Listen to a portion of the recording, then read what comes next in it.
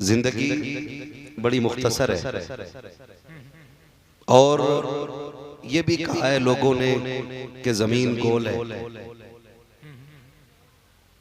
और ये भी कहा गया है कि जिंदगी में हर इंसान को हर हालत से गुजरना पड़ता है। आज सुख है तो कल दुख भी आएंगे, आज दुख है तो कल सुख भी आएंगे, आज खिजा है तो कल बहार आएगी, आज बहार है तो कल खिजा भी आएगी। बताया गया है, ये साफ याद रखिए कि आपको हर मौसम से गुजरना है, हर हालत से गुजरना है। सिर्फ एक बात याद रखनी है, दुख आए तो सब्र करना है, सुख आए तो रब का शुक्र अदा करना है। बस इतना सबक याद करना है। दुख आए तो सब्र करना है, सुख आए तो शुक्र करना है। इसलिए कि रब बड़ा बेनियाज है, वो किसी को दे के आजमाता है और किसी से लेके आजमाता है।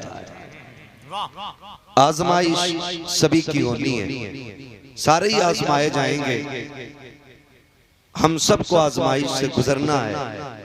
बस अल्लाह से ये दुआएं किया करे, मालिक जब इम्तिहान की घड़ी आए तो साबित कदम रखना। हमने पूरी जिंदगी भले शुक्र के कलमे जबे हों, हमने पूरी जिंदगी उसके कर्म की तस्बीह पढ़ी हो, कहीं ऐसा ना हो इम्तिहान की घड़ी आ जाए और हमारी जबान से ना शुक्री के जुमले निकल जाएं तो पूरे जिंदगी के शुक्र पे पानी पड़ जाएगा। ओ भाई मेरे अजीज, मौत अगर एक हकीकत है तो इससे भी कड़वी सच्चाई ये है कि हमें अपने किए का हिसाब देना है। ये याद रखिएगा, अपने किए का हिसाब देना है। हमने अपने असातिज़ा को दरसगाह में देखा, इनसे सीखा, इनसे पढ़ा, इनसे सुना कम, इनको देखा ज्यादा। हमने इनकी शफकतें देखी, इनका प्यार देखा, इनके उसूल देखे, इनके ज़ाब्ते देखे। फिर ख्याल आया कि ये बात जो इमाम ने रखी, मेरे इमाम ने उस्ताद को मुकद्दम किया और कहा था मेरे उस्ताद, माँ बाप, भाई बहन, अहले फुल्दो अशीरत पे लाखों सलाम। आपने पहले उस्ताद को मुकद्दम किया है, आप पहले रखा है उस्ताद को। क्यों? क्योंकि समझ में आया बाप जिंदगी देता है, उस्ताद जिंदगी सवारा करता है। ये जिस सहन में आप बैठे ना, ये मदरसा है। गालिबन ये पूरा मदरसे ही की आदत है जहां पे आप बैठे हुए हैं। और अल्लाह वालों का काम होता ही ये है कि बंदे को दुनिया से उठा करके खुदा तक पहुंचा दिया जाए। मैं चंद कड़वी बातें आपसे करूंगा और पहले प्रूफ के तौर पे बता दूं, मैं तुम में सबसे पक्का बरेलवी हूं। कोई ये ना समझे ये बरेलवी होके कितनी कड़वी बातें कर रहा है। ये मैं आपको समझा दूं, अल्लाह वालों का काम ही होता है बंदे को खुदा तक पहुंचा देना। लेकिन हमारी कौम ने क्या समझा? हमारी कौम ये समझती है कि वली का काम होता है तावीज देना, उससे डोरियां लेना, उससे झाड़ फूंक कराना, ये वली का काम होता है। नहीं, ये तो एक साइड का काम है कि जब असल मकसद से फुर्सत हो तब इधर आए। आज हैरत होती है, अगर पता चल जाए फला अल्लाह वाला है तो कोई भैंस की डोरी, कोई अम्मा की डोरी, कोई चचा की डोरी, कोई खाला का ताबीज, कोई फूफी का ताबीज, बना दो बना दो, यही लिए फिरते हैं। ओ भाई, ये सिर्फ तावीज करने के लिए नहीं आए थे, ये तुझे रब का खास बनाने के लिए आए थे। ये आप देख रहे हैं ना, मजार है, मजार के इर्द गिर्द मदरसे की इमारत है। ये भी तो हो सकता था सैयद फुरकान साहब तावीज की किताब लेके बैठ जाते और अब तो हजरत छपे हुए तावीज आ रहे हैं, फाड़ के देने की देर है। तो जबकि तावीज देने वालों की अपनी खटिया उल्टी हो जाती है। धंधा बना रखा, ये भी चाहते तो कर लेते। ओ भाई, किसी को बेवकूफ बनाने में कितनी देर लगती है, और बनते हुए नहीं देखे। औरतें जाके कहती बाबा हाथ देखियो, तो बाबा ने 4 मर्द पहचान रखे। छूटते ही कहता आपकी दिल्लियों में अटक होती है, वो कहती बाबा पूछो। फिर कहता कमर में दर्द होता है, तो बाबा पूछता है, वो कहती बाबा पहुंचा हुआ, हाँ होता है। फिर बाबा कहता चक्कर भी आता होगा, कहता बिल्कुल सच कहा है। फिर कहता है कि बाबा कहता कभी कभी हाथ पैरों में अटन होती है, तो वो कहती हाँ बाबा सच कह रहे हो। बाबा को भी पता है ये बीमारियां आदतन औरत में होती हैं, लेकिन बाबा बेवकूफ बना के कहता है तुझ पे 4 का साया है, तुझ पे 5 का साया है, ऐसा कर 1151 दे, फला तावीज दूंगा, इससे उतारे हो जाएंगे। और तुम्हें खुदा का वास्ता कनीज़े फातिमा ज़हरा कहलाने वाली बेटी हो, किसी के ढोंगी के चक्कर में ना आना। कसम खा के कहता हूँ, चाहो कोई भी बीमारी आ जाए, किसी बाबे के चक्कर में ना, तोरी ना ले, खुदा तौफीक दे, कुरान लेके बैठ जा, सूरह यासीन पढ़ना शुरू कर दे, 10 तावीज़ों से वो फायदा नहीं होगा जो खुदा तुझे कुरान की तिलावत से फायदा है। लेकिन जो डोरी ना दे वही पहुंचा हुआ नहीं, हाँ, जो तावीज न दे वही पहुंचा हुआ नहीं। सुनो, कई सनीचर ऐसे जो कहते हैं फकीरों और मौलवियों की लाई न लगे, कपड़े उतार दे तो जुए निकले, 6 महीने नहीं नहाता। जितना सनीचर उतना ही पहुंचा हुआ। पूछो ये उलमा ईमान वाले लोग हैं, पूछो इनसे, तहारत ईमान का हिस्सा है। ओ भाई, मोमिन हो और साफ ना हो ही नहीं सकता। मगर जितना सनीचर है कौम, उसके पीछे बाबा तावीज भी दे जाओ, नंबर भी दे जाओ। तावीज किस बात का, बरकत नहीं, नंबर दे जाओ, कल सट्टे का नंबर पूछे। ये कंडीशन हमारी कौम की हो गई है। वो सुना नहीं, कुछ दिन पहले एक इंटरव्यू आया था, किसी ने एक मुजावर से पूछा कि बताइए किसकी उम्मत में, तो उसने कितनी अजीब बात कही, उसने कहा नया नया आया हूं, अभी पता नहीं। ये मुजाविरों की कंडीशन है। इंटरव्यू सोशल मीडिया पे मौजूद है। ऐसे लोगों को मज़ारों के ठेके दे दिया जिन्होंने कौम का बेड़ा गर्क कर दिया है। एक कह रहा जो भी आता खाली न जाता, ऐसे दम में अल्लाह ने मेरे बरकत रखी, दाढ़ी मुझ कुछ नहीं। मैंने कहा क्या पढ़ता, कहता मैं सिर्फ 2 पढ़ता हूँ, या हसन या हुसैन। अच्छा, जिसे नाम लेने की तमीज ना हो वो शिफा का ठेका लिए बैठा है। धोखों से निकलिए, जिसके पास इल्म नहीं वो वली हो ही नहीं सकता। क्या बात, इसलिए कि विलायत ही इल्म से इब्तिदा होती है। विलायत या तो इल्म अताई होगा या कसबी होगा। कतई इल्म ना हो और वली हो, मानते ही नहीं। अगर कोई हाथ में सरसों जमा दे और अगर इल्म नहीं है ना, तो वो जादूगर तो हो सकता है, वली नहीं हो सकता। इन धोखों से निकले हम, इन धोखों से निकले। और 70 साल से ऊपर हो गए मुल्क आजाद हुए, हमने कितने उलमा पैदा किए। अब ऐसी ऐसी शख्सियतें कहाँ मिलती हैं बताएं। अब इल्म से तवज्जो हटती जा रही है लोगों की। अगर पढ़ने पढ़ाने की बात तो कही जाए तो कह रहे क्या मिलेगा लड़के को पढ़ा के, 3000 5000 बस। मैं कसम खा के कहता हूँ, जितने अच्छे कपड़े ये 5000 वाले पहनता है ना, उतने अच्छे कपड़े 1 लाख वाला नहीं पहन पाता। 1 लाख की तनख्वाह वाला भी जितने अच्छे कपड़े ये 5000 वाला पहन लेता है। क्यों? अल्लाह ने इसके 5000 में भी बरकत रखी है और तेरे लाख में भी बरकत नहीं है ना। तो ये हिसाब क्यों लगा रहे हो? अल्लाह रज़ाक है, रोजी अल्लाह देता है, ये फैसले उसके किसे कितना खिलाना है। हम मुसलमान हैं, हमारा रब के फैसलों पे यकीन और ईमान है।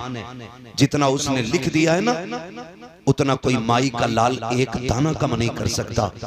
और जितना उसने कम लिखा है ना, पूरी जिंदगी किसी के तलवे चाटो, एक दाने में इजाफा, एक दाने में इजाफा हो ही नहीं सकता। एक दाने का भी शर्त ईमान पक्का होना चाहिए, ईमान पक्का होना चाहिए।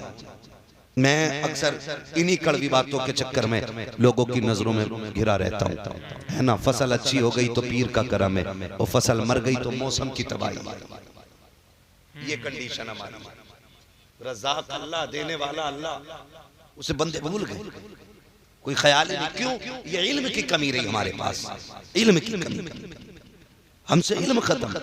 और यही कुछ जाहिलों ने सोचा कि इस कौम को उलमा के करीब मत जाने देना, वरना ये समझदार हो जाएगी, ये समझने लग जाएंगे, इन्हें अच्छे भले की तमीज हो जाएगी। हमें तुझसे क्या सीखना है? हमने देखा है आला हजरत कैसे बने हैं, हम जानते हैं मुफ्ती आजम कैसे बने हैं, अख्तर रजा ताज शरिया कैसे बने, ये हम जानते हैं। तुम कितना छुपाओगे? चलो मैं तुम्हें लेके चलो मुंबई की सरजमीन पर। सरकार मखदूम माहिरी की जिंदगी आप देखें, पूरी दुनिया खैरात लेने आज उनकी चौखट पे जाती है। जो अल्लाह वाला होता है वो इल्म का दुश्मन नहीं होता, इल्म का दोस्त होता है। हजरत मखदूम माकिमी को आप पढ़िए, आपने जैसी होश संभाला है, बाप का इंतकाल हो गया, यतीमी में जिंदगी गुजर रही है। एक दिन माँ से कहते हैं अम्मी मैं पढ़ना चाहता हूँ। माँ ने कहा लख्ते जिगर नूरे नजर, तेरे सिवा कोई सहारा नहीं है, एक तेरे साथ मेरी जिंदगी गुजर रही है। कोई भी ख्याल आता है तेरा चेहरा देख लेती हूँ, तसल्ली हो जाया करती है।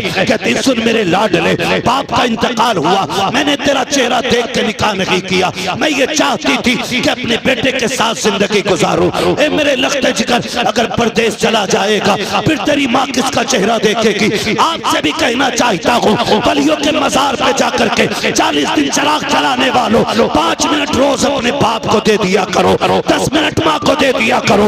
मैं जानता हूँ मजारों पे जाना सुन्नियों का तरीका है, वलियों की खिदमत करना यह अहले सुन्नत का शिआर है, लेकिन माँ बाप की खिदमत करना ये खुदा वालों का तरीका है, मुस्तफा वालों का तरीका है।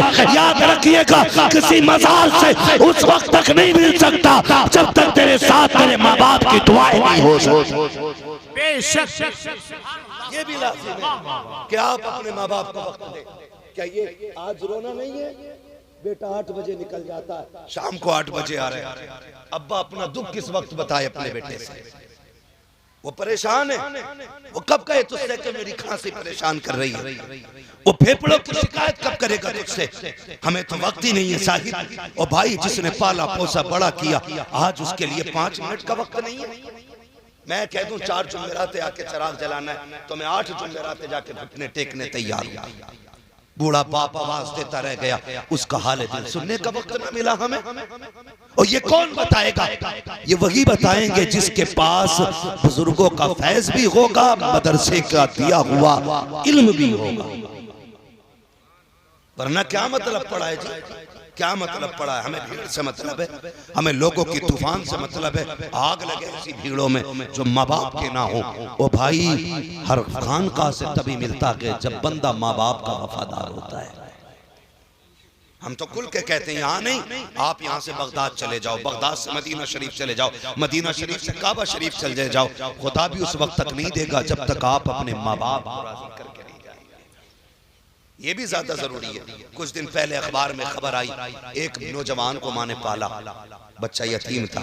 माँ कभी कभी बच्चों से इतना प्यार करती है कि यतीम बच्चे के साथ जिंदगी गुजार देती है। हालांकि हक होता है उसे निकाह करने का, लेकिन दूसरा निकाह इसलिए नहीं करती मेरे बेटे की जिंदगी में दुख ना आए।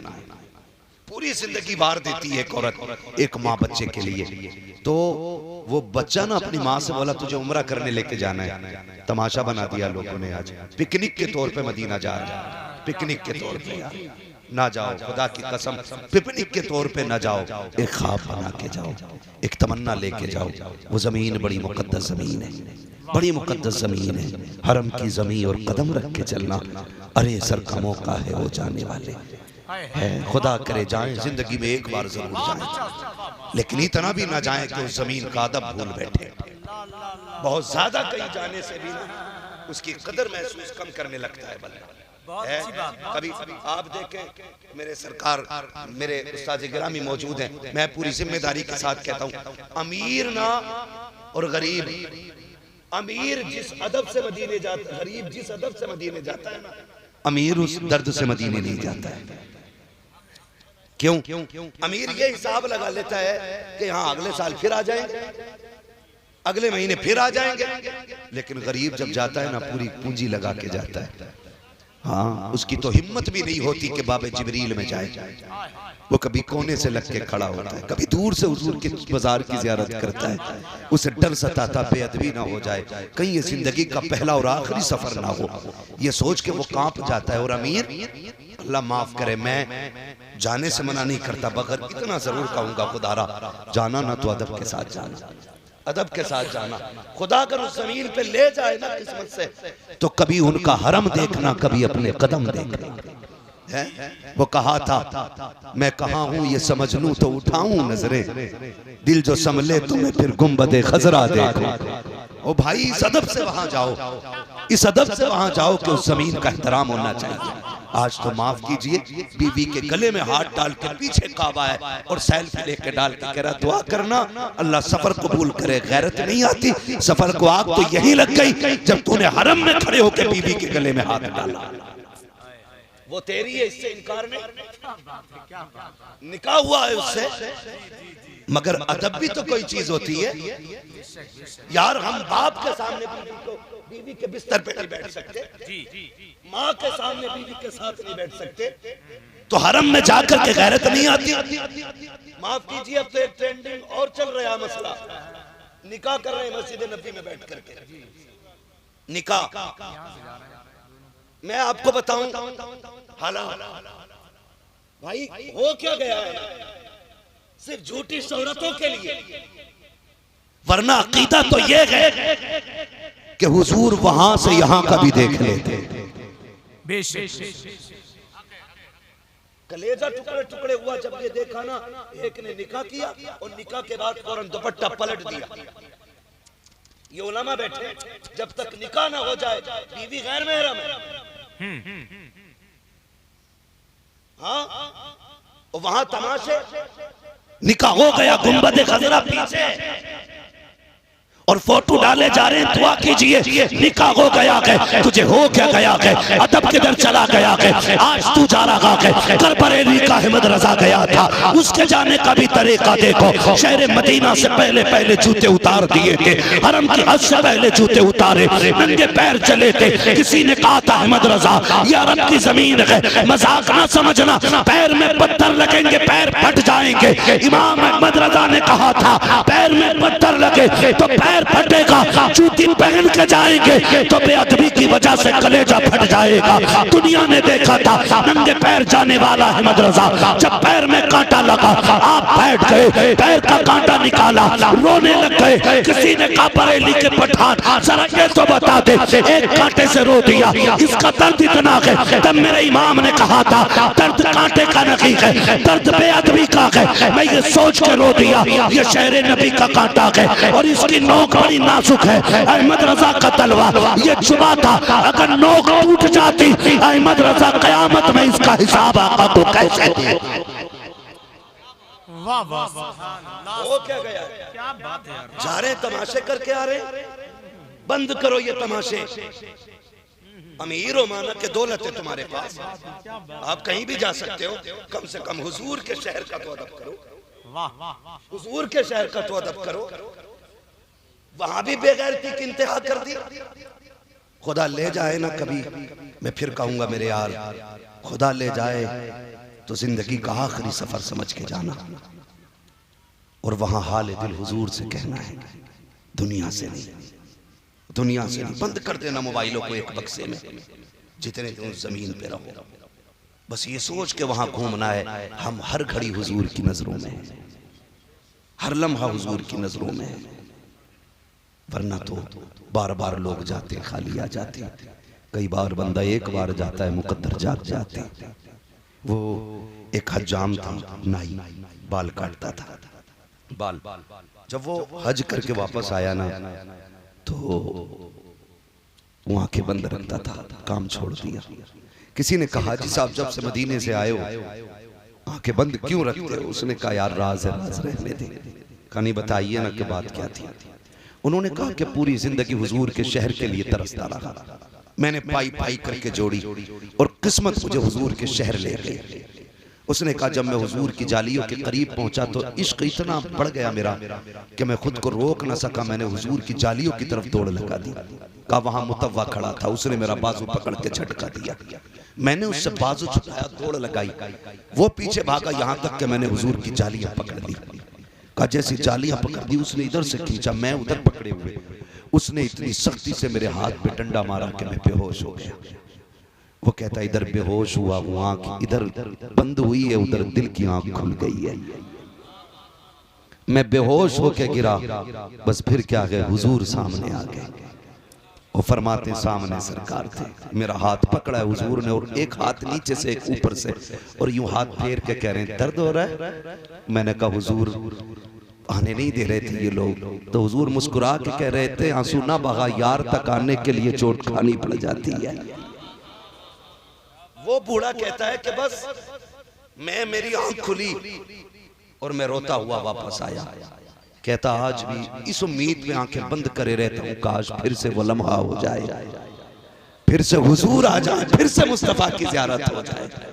ओ भाई ये है इश्क मुस्तफा। खुदा ले जाए तो अदब से जाना, अदब से जाना। आज भी हुजूर सबको देख रहे, सबकी सुनते हैं मुस्तफा।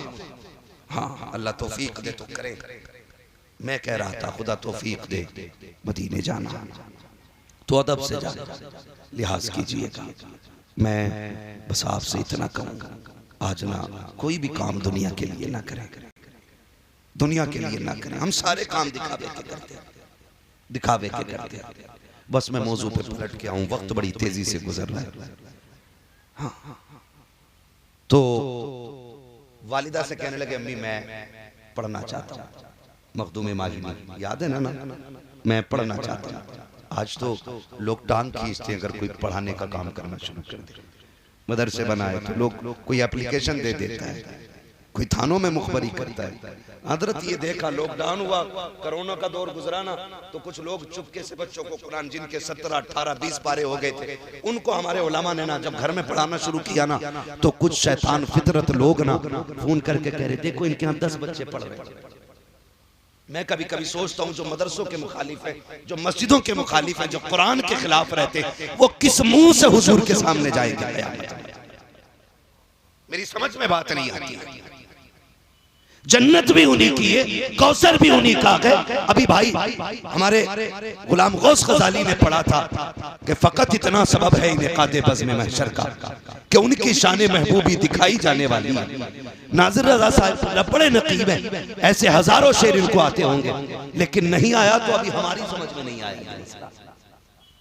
हमें तो खतीब वो चाहिए कि जो हंसा दे, चटकुले सुना दे, मूड बन जाए। जलसों में मूड बनाने ना आया करो, खुदा तौफीक दे तो जलसों में तकदीर बनाने आया करो।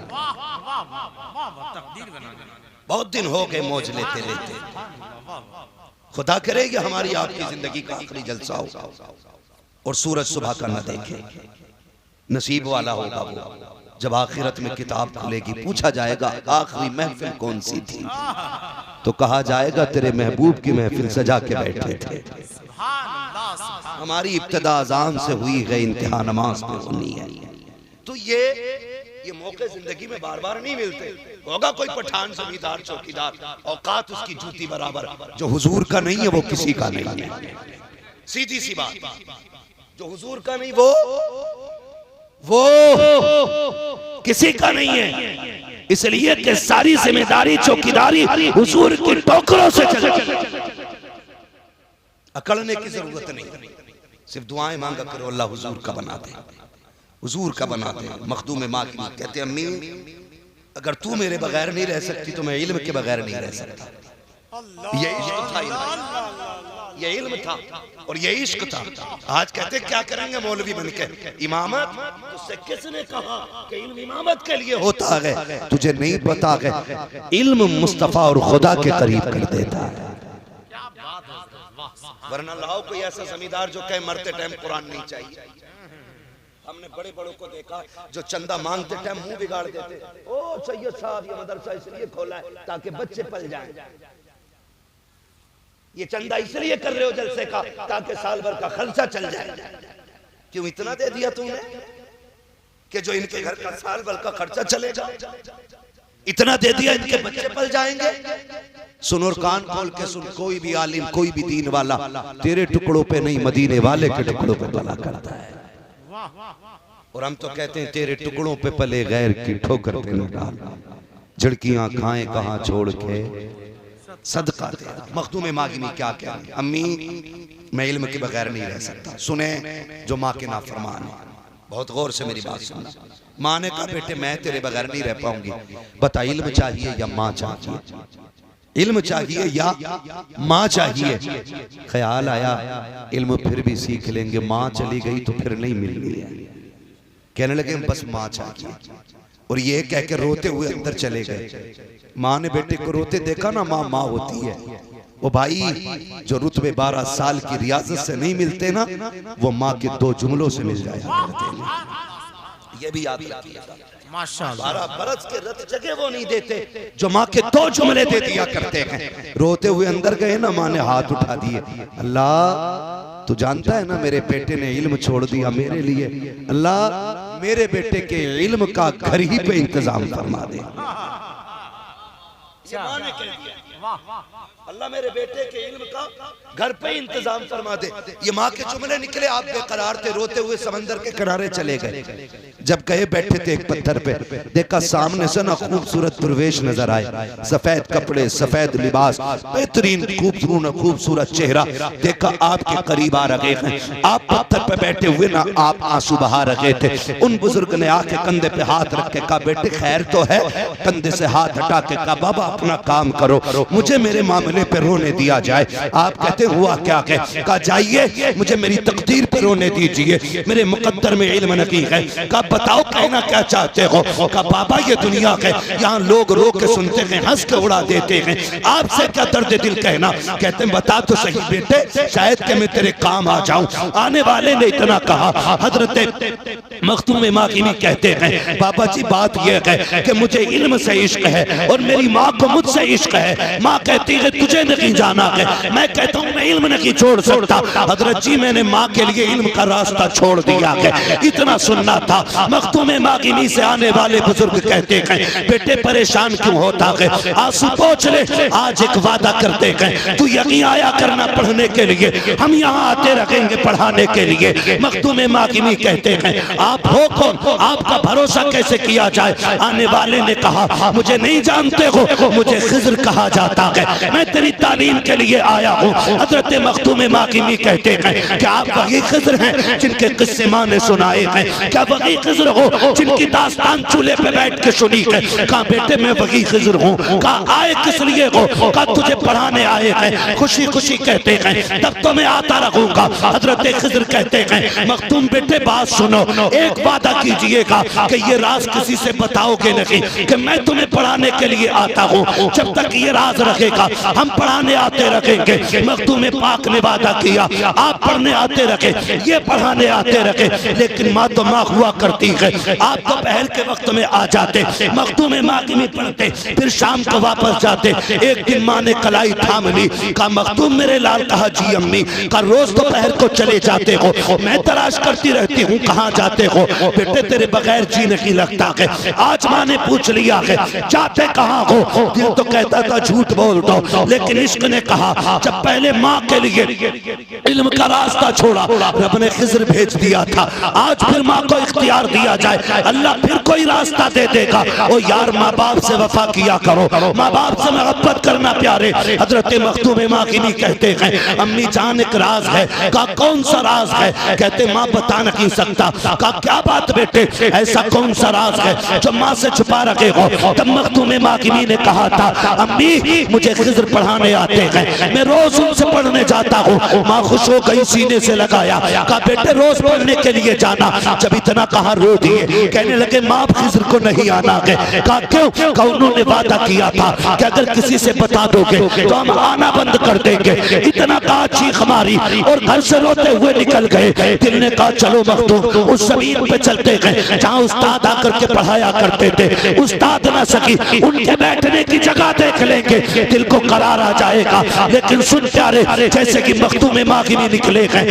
हर दिन का उसूल ये था कि मखदूम पहले जाते थे, खिज़र बाद में आते थे। लेकिन आज जो जा रखे गए, खिज़र पहले आ गए हैं, मखदूम बाद में जा रखे गए। जाकर के क्या देखते गए, हजरत खिज़र बैठे हुए गए, जाके कदम पकड़ लिए। कहा हुजूर आपने तो कहा था राज खुल जाएगा तो नहीं आएंगे, आज क्यों आ गए हो? मैंने तो माँ से बता दिया था। हजरत खिज़र कहते हैं बेटे बेटा सुनो, हमने जो कहा था वही सच है। हमने कहा था पढ़ाने नहीं आएंगे, आज भी पढ़ाने नहीं आए हैं। कहा फिर क्यों आए हो? कहा जब तू घर से चला था माँ ने तेरे आंसू देखे थे, तेरी माँ ने मुसल्ला बिछाया, हाथ फैला के कहा था ओ मेरे मालिक, मेरे बेटे के मालिक, तू मेरा भी मालिक है, खिज़र का भी मालिक है। ए मेरे परवरदिगार, मेरे बेटे ने मेरी खुशी के लिए खिज़र जैसे उस्ताद की कुर्बानी दी है। अल्लाह मेरे बेटे के लिए हर दिन की दरसगाह से बेहतर इंतजाम कर दे। कहते सुनो बेटा, जब तुम्हारी माँ ने इतना कहा,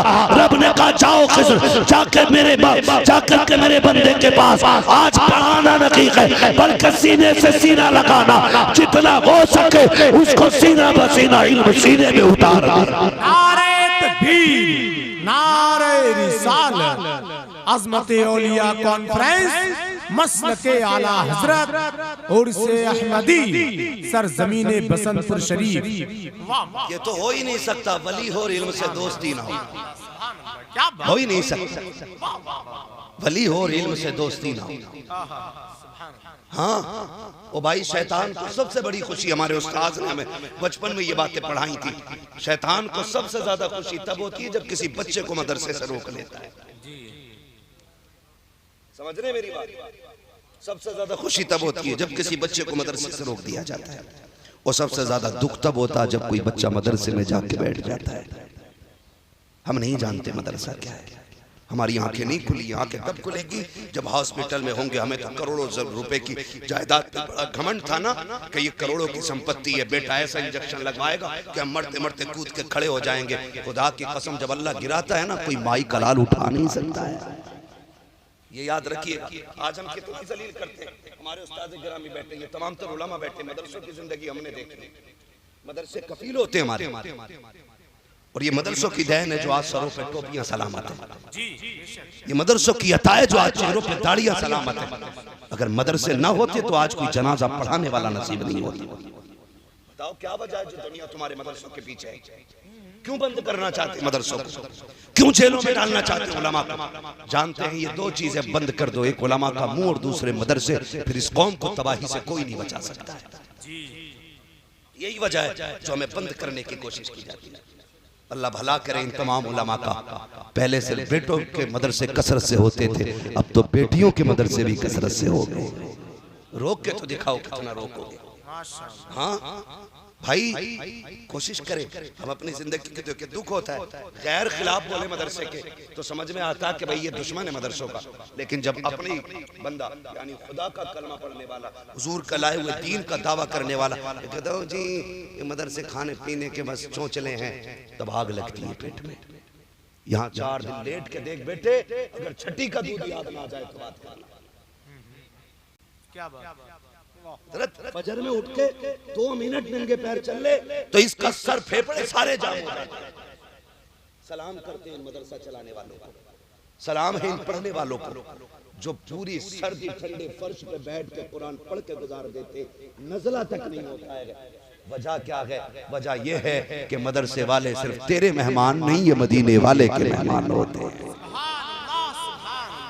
ये वजह है, यही वजह है। हाँ, अगर फोन कर देना कोई कि वो मदरसे की रसीद है तो फोन पहले तो हजरत देख के काट देता, मुफ्ती फरीद साहब का फोन है, चंदा ना मालूम, ऐसे फोन रख दे, फिर उठा कहेगा अगले जुम्मे हजरत भेज देना किसी को, तेरे बाप के नौकर हैं भेज देना।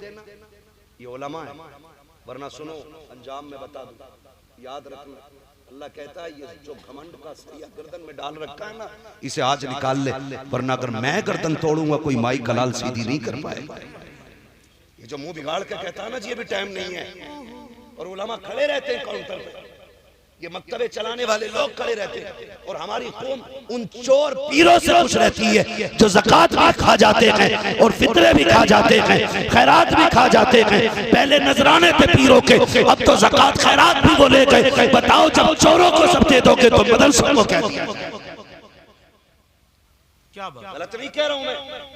ये मदरसे वाले लोग 10-10 रुपए की रसीद लेकर घूम रहे हैं। वो पीर साहब जिसके यहाँ 4 मुर्गियां नहीं पड़ रही हैं, वो 10-10 लाख के चंदे इकट्ठे कर रहे हैं। जहां दीन का काम हो वहां खर्चा करो आप जी। शोहरत के लिए नहीं। एक बंदे ने रसीद कटवाई एक साहब की, 3 लाख रुपए दिए। कहा क्यों दिए? कहा वो फेमस आदमी है इसलिए दिए। मैंने कहा तेरे पड़ोस में कोई मदरसा नहीं चलता? उसने कहा चलता तो है लेकिन वहां देते तो कौन जानता। मैंने कहा नादान है तूने मौलवी को इसलिए दिए ताकि फेमस आदमी को देख के तू भी फेमस हो जाए। काश तूने गरीब इदारे को दिए होते, दुनिया जानती ना जानती मदीने वाला मुस्तफा तुझे पहचानने लग जाता। जहां देना था वहां दे ही नहीं पाए, जहां शोहरत थी वहां जाके डूब गए। हाँ जी, ऐलान कराओ ये ना मोहतानी है, मोहतानी। ऐसा कोई बंदा है जो नहीं चाहता कि रूह आसानी से निकल जाए? सब ये चाहते हैं ना कि रूह आसानी से निकल जाए। हमारे तो मिस्र भी इतने अच्छे रहते हैं, हमारी तो तमन्ना भी ये रहती है। वो कहा था ना किसी ने, इतना तो करम करना ऐ चश्मे करीम आना, जब जान लबों पर हो तुम सामने आ जाना। है ना? हम उस लम्हे की तलब करते हैं और जिंदगी उनके वारिसों से लड़ते हुए गुजर गई, दीन के खादिमों को गाली देते हुए गुजर गई। किस मुंह से हुजूर का सामना करेंगे? क्या तुमने नहीं देखा अल्लाह ने जिन्हें गिराया? जाओ कभी हॉस्पिटल जाओ, ICU वार्ड देखना जाकर के, वहां गरीब नहीं अमीर पड़े होते, अमीर पैसे वाले लोग। ऑक्सीजन लगी है मुंह पे, सांस भी नहीं ले पा रहा है, मुंह खुला का खुला ही है। ये वो है जो कहता था मौलवी को बैठाओ अभी टाइम नहीं मिला। ये वो है जो कहता था अगले जुम्मे आना। ये वो जो देख के रास्ते बदल देता था। आज किधर गई तेरी दौलत? कहां गया तेरा पैसा? कहां गया तेरा खुमार? कहां गया तेरा गुरूर? ला निकाल के कौन बचाएगा? जाते हैं ना रिश्तेदार, कोई जूस ला रहा, कोई केले ला रहा, और देखो ICU में झांक के आंसू टप टप गिर रहे। कौन है? सेठ साहब है। ये क्यों आंसू गिर रहे? गोया ये कह रहे आज ये जूस क्यों लाए हो?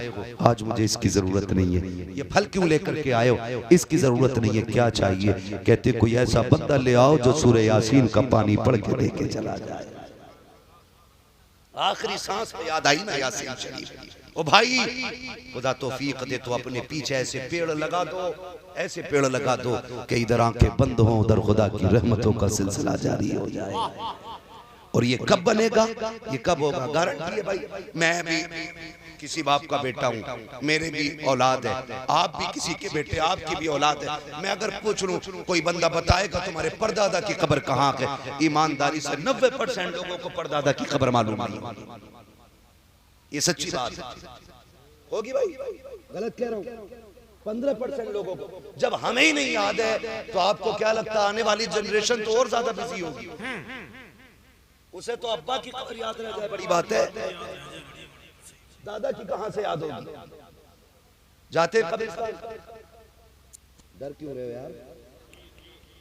हाँ कह दोगे अभी थोड़ी चले जाओगे, तो जाया करो, जाना तो जाया करो। जाते कब्रिस्तान, जो खुद नहीं जाता उसे 4 लोग कंधे पे लेके जाते हैं।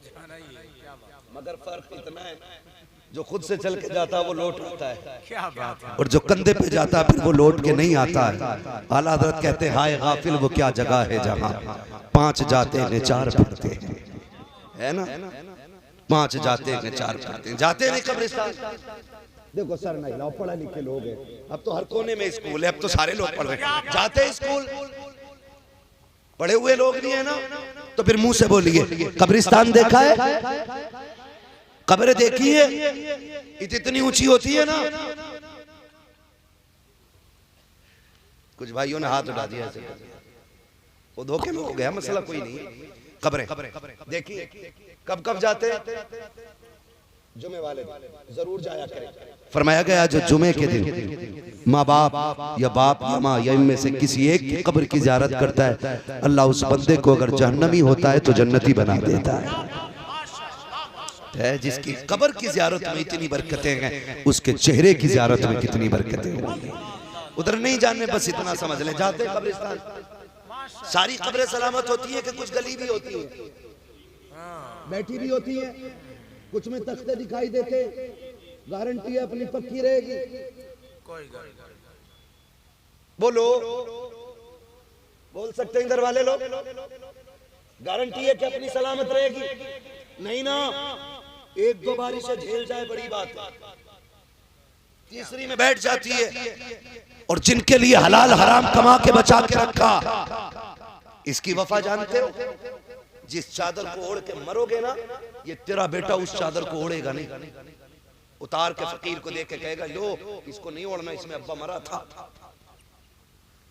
कुछ जगहों पे नाजिर भाई चारपाई उठा के बाहर रख देते, कहा नहीं इस पे नहीं सोना, डर लग रहा है, उस चारपाई पे सोते हुए डरेगी दुनिया। इनके लिए तुमने हराम इकट्ठा किया, जब मरने के बाद तो क्या सांस रुकते कि तेरे नहीं रहते, फिर तो बाप को छूते हुए डरते हैं। मैं पूछना चाहता हूँ, जो तेरे मुंह में लुक में चबा के खिलाता रहा, ये तेरा गैर तो नहीं था? जो तुझे कंधों पे बैठाता रहा, ये तेरा दुश्मन तो नहीं था? आज ये मर गया है, इसके बदन को छूते हुए तुझे डर लग रहा है, कपड़े उतारने वाला और आएगा। इतनी बेवफा दुनिया है ये गुस्ल भी देने तेरे अपने बेटे नहीं आएंगे, गुस्ल देने वाला और होगा, कफन पहनाने वाला और होगा। जब जनाजा चलने लगेगा, एक बार कंधे दे के पीछे हट जाएंगे, सोचेंगे हक अदा कर दिया है। जब कब्र में उतारने की बारी आएगी, सगे बेटे उतारने को तैयार नहीं होते, कहते फूफा तुम उतारो, खालू तुम उतारो। आज हो क्या गया है? ये दुनिया की बेवफाई है, इसके लिए खुदा से झगड़ा ना करना, मुस्तफा से नाराजी मोल ना लेना।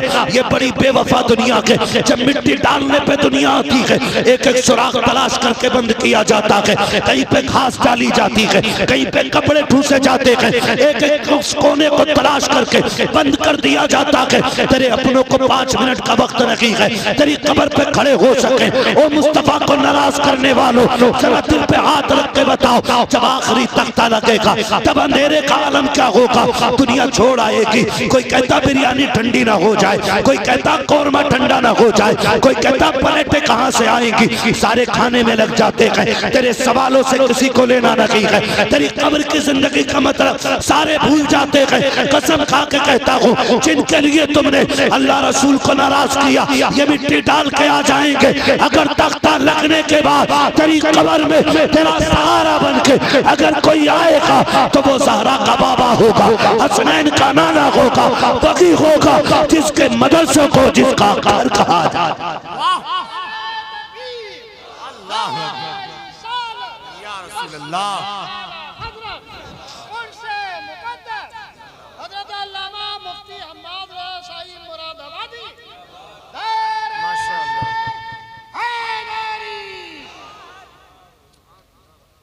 इसलिए जो कब्र में काम आए उससे वफा करो जी, जिसकी वफा दिखावे की है उसके लिए अल्लाह रसूल को नाराज न करो जी, उसके लिए अल्लाह रसूल को नाराज न करो। कब्रें होती हैं, बैठ जाती हैं, फूल तो बड़ी बात है, हमें मिट्टी डालने की भी फुर्सत नहीं होती। किसी कब्र में धागे दिख रहे हैं, किसी में हड्डियां दिख रही हैं, किसी में लकड़ियां दिख रही हैं, क्या वो किसी के बाप नहीं थे? आज उनकी औलाद को दुनिया ने इतना घेरा है कि अब्बा की कब्र पे जाके मिट्टी डालने का वक्त नहीं है। आज मिट्टी डालने का वक्त नहीं है। बड़ी बेवफा दुनिया है, बड़ी बेवफा दुनिया है। धोखे में ना आना मेरे भाई, धोखे में ना आना, बचो और अपने आप को बचाओ। ऐसे काम कर जाओ कि कोई हाथ ना भी उठाए, तब भी कब्र में जन्नत की ठंडी हवाएं आती रहे।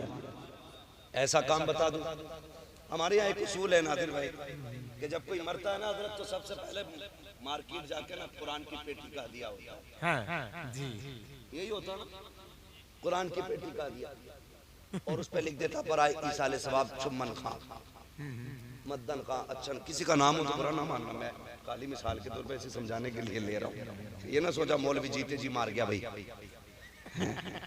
अल्लाह आपकी जिंदगी में बरकतें करे और आपका साया आपकी औलाद के सर पे दराज फरमाए। बड़ी दौलत होती है माँ बाप की भी। बस आखिरी लम्हों में चंद बातें मैं कह जाऊँ आपसे। तो एक पेटी ले आते, वो पेटी ला के ना उस पे अब्बा का नाम डाल के मुसल्ले के सामने रख लेते। 5 टाइम आके पेटी पे अब्बा का नाम पढ़ रहे। आप कुरान पढ़ने की 1 मिनट फुर्सत नहीं, खाली अब्बा का ही नाम पढ़ता। ये हमारे अब्बा के नाम की पेटी है। ये मेरे उस्ताद गिरामी तशरीफ फरमा, मैं कसम खा के कहता हूँ, रखे रखे सवाब नहीं मिलता। पढ़ेगा कोई तभी सवाब मिलेगा। और कई गांवों में तो कुरान की पेटियां इतनी हो गई हैं कि मुसल्ले तक आ गई, मेहराब में पेटियां, इमाम बाहर हो गए, इधर सजदा करता तो कभी कोनी खड़बड़ा जाती है पेटी में, कभी टोपी लग जाती है पेटी में जाके, लेकिन पेटियां ही पेटियां, पढ़ने वाला कोई नहीं। वो रखे रखे जिन पारों को दीमक खा गई है। जरा दिल पे हाथ रख के बता, अगर कुरान शफाअत करने का हक रखता है तो क्या शिकायत करने का हक नहीं होगा उसे? क्या वो ये नहीं कहेगा अल्लाह से कयामत में कि ये रोज आता था, मुझे पेटी में पैक करके चला गया, दीमक खाती रही, इसे मुझे खोलने का भी वक्त नहीं था? अगर उसकी शफाअत पे बख्शे जा सकते हो तो उसकी शिकायत पे पकड़े नहीं जाएंगे। ये जिसे देखा वही पेटी, जिसे देखा वही पेटी। ओ भाई, काम अगर करना है ना, खुदा तौफीक दे तो इतना करे। मदरसा है ना, बन रहा है जी जी जी, लिंटर पढ़ना रह गया। मैं बताऊं आपको, ये बात याद रखना, जाओ किसी भी पीर से पूछ लेना, वो आया था एक फकीर बता के गया था। मैं बताता हूँ, सुनो, ये मदरसा है, अगर कोई चला गया है और चाहते हो इसाले सवाब उसके लिए करना, या अपनी औलाद से पहले खुद अपने लिए कुछ करना चाहते हो ना, तो वक्त है इसका लिंटर पढ़ने वाला है, इसमें हिस्सा लेना। अगर छत में आपका पैसा लग गया ना, तो तेरा बेटा, तेरा पोता, परपोता तेरे लिए हाथ उठाए ना उठाए, जब भी इसके साये में बैठ के कोई भी कुरान की तिलावत करेगा, इधर तिलावत शुरू होगी, तेरी कब्र में खुदा की रहमत शुरू हो जाएगी। सुभान अल्लाह, सुभान अल्लाह। करेंगे इंशाअल्लाह ये काम। नौजवानों, जीते जी कर जाइए, जीते जी कर जाइए, अपनी जिंदगी में वो काम कर जाओ जो तुम किसी के मोहताज ना करे। बेटा फाता नहीं करता तो ना, कोई कब्र पे आना नहीं चाहता तो हमारे लिए हुजूर का घर हुजूर का घर काफी है। क्या तुमने नहीं देखा इदारे में, हम जिस इदारे में पढ़ते अल जामिअतुल कादरिया, सरकार गवाह है इस बात के कि जब हम पढ़ने के फजर में उठते थे, बड़ा ठंडा पानी होता था, ठंडे पानी से वुजू करके पढ़ते थे, कमाल की बरकत थी उस ठंडे पानी में भी। आज उसने इतना ऊंचा कर दिया है, इतना ऊंचा कर दिया है कि आज पानी कहने की देर नहीं होती, कई तरह का पानी मौजूद हो जाता है। ये मदरसे की बरकत होती है। मैं ये बताना चाहता हूँ, आप जरा गौर कीजिएगा प्यारे, सब ये चाहते हैं मरने के बाद राहत मिले, कब्र में सुकून मिले, तो सुनो ये इदारा है, यहाँ पे बच्चे कुरान पढ़ेंगे, तालीम हासिल करेंगे। खुदा तौफीक दे, अपनी जिंदगी में फ्रिज लगवा दीजिएगा, अपनी जिंदगी में पंखे लगवा दीजिएगा, ताकि जब भी कोई कुरान पढ़ने वाला बच्चा यहाँ बैठ करके पंखे के नीचे कुरान पढ़ेगा, उधर गर्मी का असर होगा, उधर पंखा चलेगा, ठंडी हवा करके उस कुरान वाले को ठंडा करेगी, उधर जन्नत की हवा आके तेरी कब्र को ठंडा करती चली जाए। सुभान अल्लाह। करेंगे इंशाअल्लाह ये काम, वादा करें इंशाअल्लाह। तालीम को उरूज दीजिएगा, इल्म को आगे बढ़ाइएगा। जो इल्म का दुश्मन है वो इब्लीस का नाजायज बेटा है। हाँ, ये चिड़ उसी को है इससे। क्या बात। बाकी भाई, मैं ये जो नौजवान खड़े ना, मैं एक बात इनसे कह दूं, कितने नौजवान परदेश में कमाने जाते हैं, रात उठा के बता दें, कितने नौजवान परदेश कमाते हैं? सारे कमाते हैं ना। अल्लाह जो परदेश जाते हैं, घर की जिम्मेदारियां उठाते हैं, उनकी जिंदगी की भी हिफाजत कर और उनकी कमाई। बाबू भैया देखो मेरी बात सुन ले, मैं ना करें ये, अच्छा मेरी बात सुन ना, देखो का मसला कुछ ना करो भाई, मेरी बात सुनो, मैं बात बताऊं आपको, मेरी बात सुनो। मुझे 2 बजे निकलना था, 2:15 बज गए। क्या करो शरीफ भाई, मसला ऐसे ही है ना, थके हुए भी है, सफर भी है, वाकया छोटा मोटा कोई नहीं होता, वक्त लग जाता है। आप कहाँ से हैं? आप कहाँ से हैं? यहीं से है ना। इस चीज को उधार कर लो भैया, इंशाल्लाह कभी। मेरी मजबूरी है थोड़ा फ्लाइट का इसलिए, वरना मैं इसी हिसाब से पहले ही माजरत कर चुका हूँ, तो थोड़ा सा सुना के क्या फायदा होगा।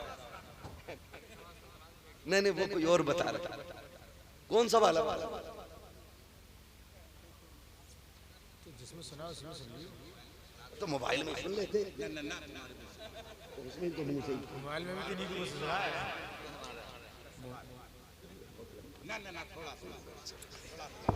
भैया यार बैठ जाओ यार, गद्दा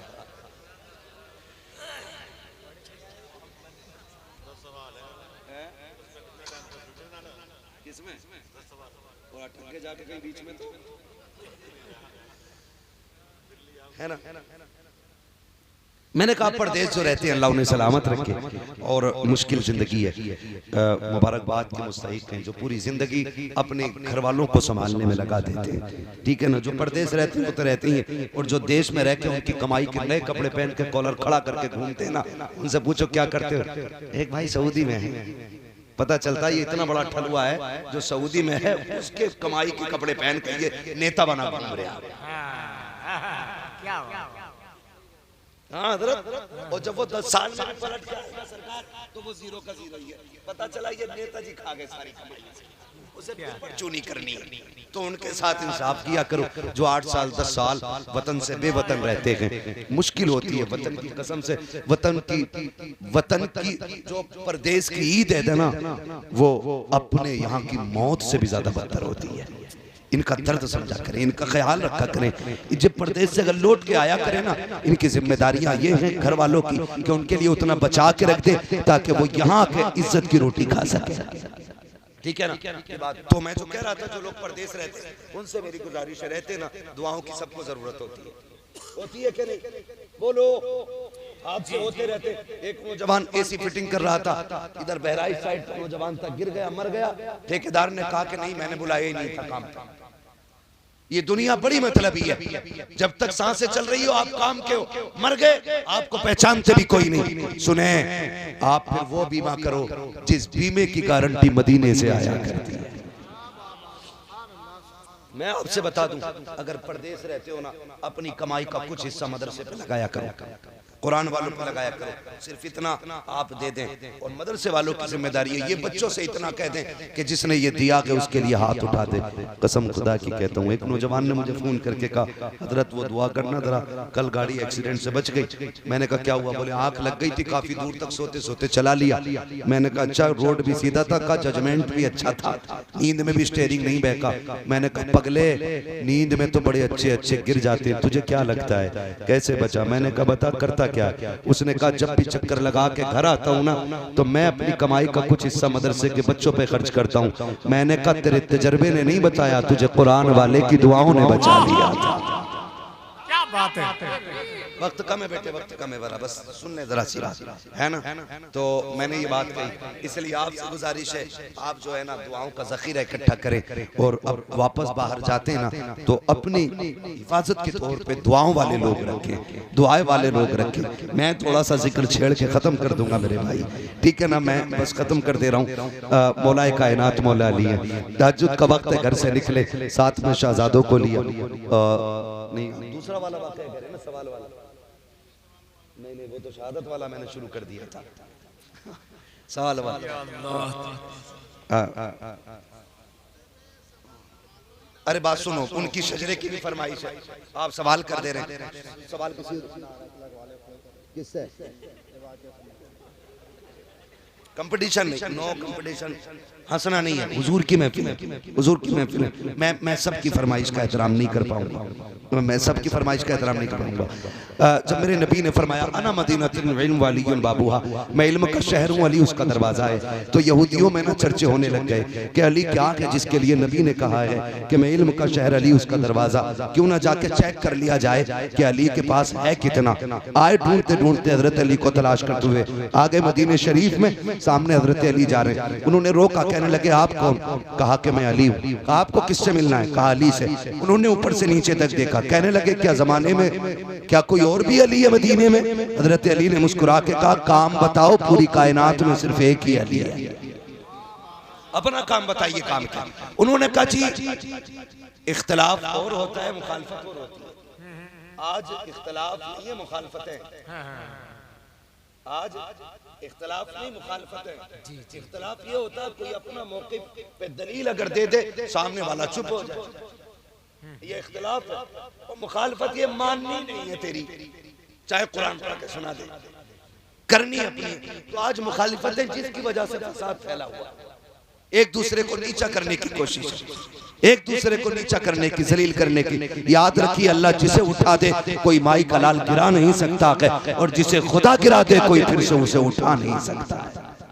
इज्जत जिल्लत का मालिक अल्लाह, कोई किसी को नीचा करने की कोशिश न करो। उन्होंने कहा कोई और भी अली, आपने फरमाया पूरी कायनात में सिर्फ एक अली है। पूछो क्या पूछना है? कहा सुना है तुम्हारे आका ने तुम्हें इल्म के शहर का दरवाजा कहा है? कहा सच कहा है। कहा हम पूछना चाहते हैं क्या आपके पास वाकई उतना इल्म है? हमारे चंद सवाल हैं। कहा पूछो कौन सा सवाल है?